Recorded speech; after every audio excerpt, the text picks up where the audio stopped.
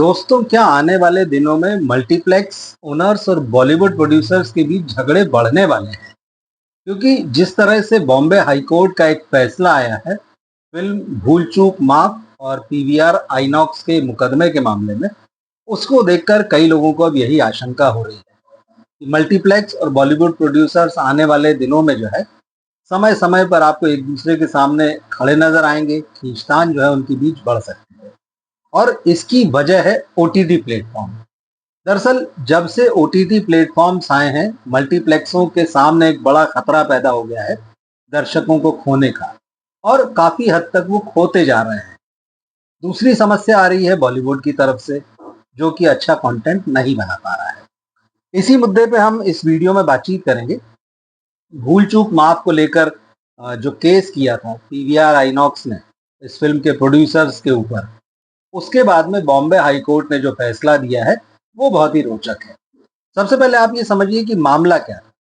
भूल चूक माफ जो है वो 9 मई को रिलीज होनी थी थिएटर्स में, लेकिन प्रोड्यूसर दिनेश विजन ने अचानक एक तरफा फैसला कर लिया कि अब हम इस फिल्म को मल्टीप्लेक्स में रिलीज नहीं करेंगे और 16 मई को ये फिल्म सीधे सीधे अमेजन प्राइम पर, मतलब ओटीटी प्लेटफॉर्म पर रिलीज कर दी जाएगी। दिनेश विजन के इस फैसले से मल्टीप्लेक्स जो है, मतलब पीवीआर ने तो खैर केस किया, लेकिन बाकी भी मल्टीप्लेक्स चेन्स थी या जो सिंगल स्क्रीन थे, उनको तगड़ा झटका लगा कि आप लास्ट मोमेंट पर एक दिन पहले विड्रॉ कर गए।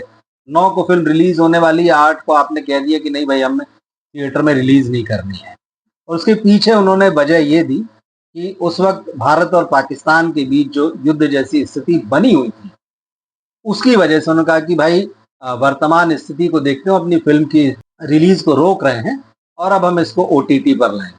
जबकि पीवीआर आइनॉक्स का कहना था कि इस फिल्म की एडवांस बुकिंग बहुत ही खराब थी और इस कारण से जो है प्रोड्यूसर्स डर गए कि फिल्म का कलेक्शन खराब आएगा, फिल्म फ्लॉप हो सकती है, इसीलिए उन्होंने सीधे ओटीटी पर जाने का फैसला किया। अब जब कोर्ट में केस गया तो कोर्ट ने सबसे पहले जो है फिल्म की रिलीज रोक दी और उसके बाद अब जो फैसला दिया है उसके मुताबिक 23 मई को इस फिल्म को प्रोड्यूसर दिनेश विजन को पहले थिएटर में मल्टीप्लेक्सों में रिलीज करना होगा और उसके 2 हफ्ते के बाद में वो अपनी फिल्म ओटीटी प्लेटफॉर्म पर ला सकते हैं। अब आप कहेंगे इसमें कौन सी ऐसी बात हो गई। ठीक है, 2 लोग अदालत में गए तो अदालत ने एक के पक्ष में फैसला सुना दिया, दूसरे को निराश होना पड़ा। दरअसल ये मामला इतना सीधा नहीं है। बात यहाँ पर वो 2 हफ्ते के पेंच वाली है।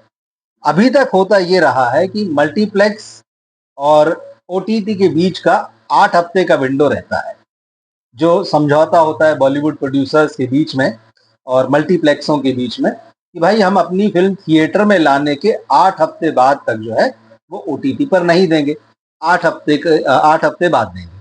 अब ये 8 हफ्ते जो है स्क्रीन के लिए बहुत सेफ हो जाते हैं कि अब फिल्म अगर चल गई तो बहुत अच्छी बात, नहीं चली तब भी कहीं कहीं छोटे मोटे सेंटर्स में चलती रहती है।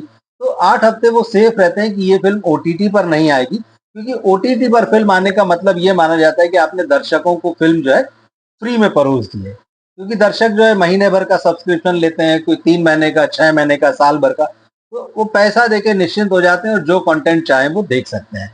तो ये उनको राहत मिल जाती है। तो ऐसे में यही माना जाता है कि ओटीटी पर आपने फिल्म डाल दी, एक सर्टेन अमाउंट जो होता है वो प्रोड्यूसर या प्रोडक्शन हाउस को मिल जाता है, उसके बाद फिल्म दर्शकों के पास चली जाती है। मगर इस मामले में जैसे कोर्ट ने कहा है कि भाई 2 हफ्ते बाद ही आप जो है वो भूल चूक माफ को ओटीटी पर ला सकते हैं। अब इस बात को लेकर बहुत सारे बाकी प्रोड्यूसर्स जो हैं वो आने वाले समय में मल्टीप्लेक्सों से सौदेबाजी कर सकते हैं। ये माना जा रहा है, ये आशंका जो है व्यक्त की जा रही है कि खास तौर पर जो छोटी फिल्में होती है, जो छोटे प्रोड्यूसर्स होते हैं, वो इस तरह की सौदेबाजी जो है वो ओटीटी प्लेटफॉर्मों के साथ कर सकते हैं कि भाई हम 2 हफ्ते बाद ले आएंगे, इस तरह का एग्रीमेंट करो। अभी तक टोटल एग्रीमेंट 8 हफ्ते का था और मल्टीप्लेक्स इस जिद पर जो है वो अड़े रहते थे कि आपको 8 हफ्ते बाद ही फिल्म ले जानी है। कई बार ऐसा देखा गया है कि साउथ में ये मामला जो है 4 हफ्ते का होता है। तो ऐसे भी मामले हमारे सामने आए हैं जब साउथ की तमिल, तेलुगु या मलयालम, कन्नड़ की कोई फिल्म होती है, वो इसलिए पीवीआर आइनॉक्स या इस तरह की जो दूसरी मल्टीप्लेक्स चेन्स हैं उनमें इसलिए रिलीज नहीं होती क्योंकि ये लोग 4 हफ्ते के लिए तैयार होते हैं। साउथ के जो प्रोड्यूसर्स होते हैं वो कहते हैं कि हम 4 हफ्ते बाद ही अपनी फिल्म जो है ओटीटी को दे देंगे, हम 8 हफ्ते के एग्रीमेंट में नहीं जाएंगे। तो ये नुकसान अब जो है मल्टीप्लेक्सों के सामने एक और खतरा ये दिखाई देने लगा है। तो इससे बिल्कुल साफ है कि प्रोड्यूसर्स के और मल्टीप्लेक्सों के बीच में इस तरह की जो सौदेबाजी होगी उसमें काफी खींचतान बढ़ेगी। अब एक और चीज आमिर खान भी लेकर आ रहे हैं। आमिर खान ने ये कहा है कि उनकी जो आने वाली फिल्म है सितारे जमीन पर, वो उसको ओटीटी को देंगे ही नहीं। पहले वो उसको थिएटर में रिलीज करेंगे 20 जून को, और उसके बाद जब तक वो फिल्म उन्हें लगता है कि थिएटर में ठीक कर रही है या थिएटर से कमा कर दे रही है, उसके बाद में वो उस फिल्म को ओटीटी पर ले जाने के बजाय यूट्यूब पर रिलीज कर देंगे। और जैसा कि आप जानते हो कि आमिर खान प्रोडक्शंस जो है उसका अपना यूट्यूब चैनल है। आमिर खान ने अपना यूट्यूब चैनल बना लिया है और ट्रेलर भी उन्होंने इस फिल्म का वहीं रिलीज किया है, जिसको करोड़ों की संख्या में लोग देख चुके हैं। और वो लगातार स्पॉन्सर्ड करते हुए यूट्यूब पे इसको प्रमोट भी कर रहे हैं। तो आपको हर वीडियो के हर दूसरे वीडियो में जो है एंटरटेनमेंट या सिनेमा वाले सेगमेंट में आपको विज्ञापन की तरह वो चलता हुआ मिल जाएगा। तो पूरा डिजिटली इस प्रमोट करते हुए अपनी फिल्म को एक गेम चेंज करने की कोशिश कर रहे हैं।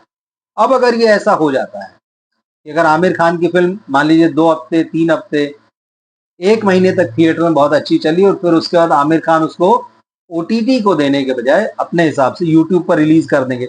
अब यहाँ पर होगा ये, यूट्यूब पर वो इसको पे पर व्यू प्रोग्राम के तहत लाने वाले हैं।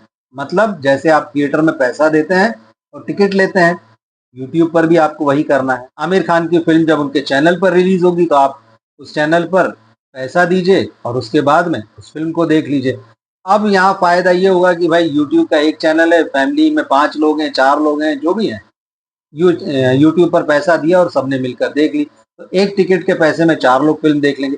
होता ओटीटी पर भी यही है, लेकिन ओटीटी पर जो है एक सर्टेन अमाउंट ही प्रोड्यूसर को मिलता है, कोई शेयरिंग वगैरह जैसा मामला नहीं। यूट्यूब पर तो यह है कि जो पैसा आएगा वो सीधे सीधे आमिर खान के पास जाएगा, या यूट्यूब की जो शर्तें होती है शेयरिंग की, जो पैसा आता है उसकी जो शेयरिंग की शर्तें होती उस हिसाब से होगा। तो अब अगर आमिर खान का यह एक्सपेरिमेंट सफल हो जाता है तो ये बाकी लोगों के लिए भी दरवाजे खोलने वाला होगा। उसकी वजह यह है कि अभी तक समस्या ये आ रही है ओटीटी पर प्रोड्यूसर्स को। ओटीटी कहते हैं कि अब हम आपको उस आधार पे पैसा देंगे कि आपकी फिल्म थिएटर्स में कितनी चली। अगर आपकी फिल्म ने थिएटर में अच्छा परफॉर्म किया तो आपको अच्छा अमाउंट मिल जाएगा, लेकिन अगर थिएटर में आपकी फिल्म कम चली है, नहीं चली है, तो वो उस हिसाब से बार्गेन करते हैं और वन टाइम पेमेंट प्रोड्यूसर को मिल जाता है और उसके बाद सारा मामला खत्म हो जाता है। लेकिन यूट्यूब पर जब फिल्म डाली जाएगी तो जब तक चलेगी, 1 महीने, 6 महीने, साल, 2 साल, 5 साल, जब तक वो फिल्म चलती रहेगी उसके साथ जो शेयरिंग होगी यूट्यूब के साथ में उस फिल्म को लेके आमिर खान प्रोडक्शंस की, वो आमिर खान को पैसा मिलता रहेगा। तो अगर ये एक्सपेरिमेंट सफल होता है तो भी प्रोड्यूसर, मल्टीप्लेक्स और ओटीटी का जो ट्रायंगल बना है वो किसी न किसी तरह से चीजों को नए सिरे से डिफाइन करेगा। मतलब यह है कि आने वाले दिनों में आपको काफी माथापच्ची इस मामले में देखने को मिलेगी, जहां प्रोड्यूसर एक तरफ होंगे, मल्टीप्लेक्स एक तरफ होंगे और ओटीटी एक तीसरी पार्टी के रूप में होगा। तो काफी कुछ होने वाला है। ये जो फैसला आया है भूल चूक माफ का, जिसमें कोर्ट ने कहा कि आप 2 हफ्ते बाद ओटीटी पर फिल्म को रिलीज कर सकते हैं। अब चर्चा ये भी हो रही है कि दिनेश विजान और मल्टीप्लेक्स वाले मिल बैठकर कुछ बात करें, आपस में तय करें और इस विंडो को जो 2 हफ्ते कही है अदालत ने, वो उसको आपसी समझौते से बैठकर 4 हफ्ते कर लें और भूल चूक माफ को, जो कि 23 मई को रिलीज होने वाली है, इसके कम से कम 4 हफ्ते बाद जो है ओटीटी अमेजन प्राइम पर रिलीज किया जाए। क्या सोचते हैं आप इस पूरे मामले में? किस तरह से देखते हैं इसे? क्या आपको लगता है कि आने वाले दिनों में अभी जो खींचतान मचेगी इसमें किसका फायदा होने वाला है और किसका नुकसान होने वाला है? कमेंट बॉक्स में आप अपनी राय जरूर लिखिएगा। मिलते हैं फिर हम अगले वीडियो में। नमस्कार।